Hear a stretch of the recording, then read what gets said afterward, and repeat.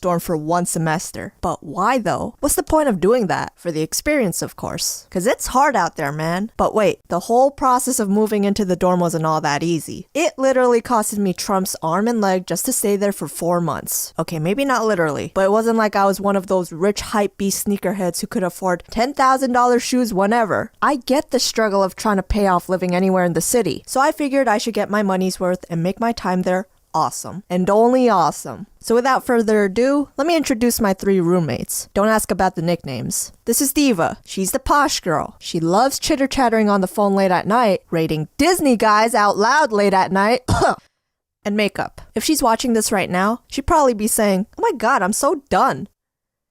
And now she's probably giggling. This is Megatron. She's pretty chill, overdoses on sarcasm, and was done with our shit a long time ago. And last but not least, Bubbles. She's giddy, happy, and one of the most positive people I've met. She loves Korean dramas and told me she wanted to marry a hot Korean guy when she grew up. At one point she wanted to be a maid because she loved cleaning, but that was when she was a kid, and her parents scolded her for having a dream. Joke's on them because she still loves cleaning, so they can suck it. I was more than a week late from the other students when moving into the dorm, so this was an unpleasant surprise for my roommates. The elevator was broken, so I had to walk 8 flights of stairs multiple times to get all the luggage from the car. What the hell did I pay for? Elevator maintenance? Diva and Bubbles greeted me from the couch as soon as I entered and insisted that they'd help me move my stuff. But see, they were watching That's So Raven, which is a pretty good show, so I didn't really feel like disrupting them. I unpacked my things upstairs where I shared the room with Megatron. She wasn't there at the time, but she came back later that night. Hi. Alrighty then. She stared at the things I brought and set up. Huh? Oh, yeah, this? I gotta make videos and stuff, so I brought this whole microphone setup with the screen tablet and everything else. I forgot to bring my pen though. You brought everything but the pen? Then she stared at the 2 bowls and 1 plate I brought. What are you gonna do with 2 bowls and 1 plate? Put potato chips in it? Where are your utensils? Are you gonna eat with your hands? Huh. You ask a lot of questions. Also, 2 bowls and 1 plate. Sounds like the start of a bad porno, but she's right. I don't know why I expected everything to already be here considered the amount paid. I had to learn my lesson one way or another. The next morning, I was feeling hungry. I had a carton of eggs and a loaf of bread. Okay, cool. I'll just cook some eggs. Turned on the heat, put the eggs in a pan, and waited for it to sizzle until I could flip it. But then I realized I don't have anything to flip it with. Except my hand. Yeah! No. I wish I could just flip it casually and get it back into the pan with my eyes closed. Shit, guess I need to go to CVS or someplace real quick to get some discount utensils. So I just left the egg sitting there miserably on its own and left. By the time I came back, Bubbles was sitting on the couch. Is that your half-raw egg chilling on the pan? She probably came home so confused. Help me. What the fuck? You girl got some weird-ass looking eggs. Better not contaminate my food though, or we gonna have some trouble around here. There was no spatula in CVS, so I ended up half-flipping my egg with a fork instead. I didn't get the sunny side result I wanted, but some burnt, scrambled-looking dog food instead. Fun fact, I used the same frying pan to boil water because my ass forgot to bring all the utensils. Moving on. I like to pretend I'm in a cheesy music video sometimes. My bed was right next to the view of the city, so you know what I would do almost every night? That's wrong. I would press my hand against the glass window, put on my headphones, and then it starts getting a little sentimental. But you'll feel better when you wake up. Swear to God I'll make up everything and more when I get back someday. Hey! You're dirtying up the window. I can see your handprints.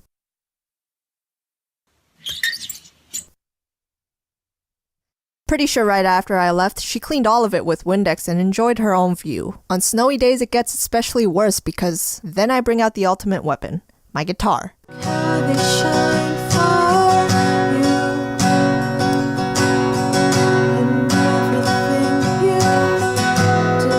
Yo, I'm trying to sleep here. I gotta wake up in 4 hours. You better go play in the bathroom or something. Unfortunately, it's just not the same serenading a toilet. What am I doing with my life? Here's another thing about the window I slept next to. It was nailed shut. There were always these little screws preventing anyone from opening it all the way. I mean, I guess they did that because they didn't want anyone to fall off accidentally. But I wanted to enjoy the view straight from the rooftop. You feel me? The one time I snuck out using a screwdriver, great, I broke it. Well, there's no turning back now. My roommates were panicking and telling me to hurry back inside. So I did. Man, what a bunch of poopers. I decided to wait until they were all gone for the night to sneak out, bring my pillow and blanket to the rooftop and sleep there. I didn't see any cameras, so I was good. Woke up the next morning, stretched my arms feeling refreshed, and I forgot I was surrounded by apartments in broad daylight. People were probably looking out the window and thinking, Yo, what's that crazy bum-ass looking homeless girl doing sleeping on somebody's rooftop? Isn't that illegal? Should I call the police? I should call the police. But I won't, because that's not work.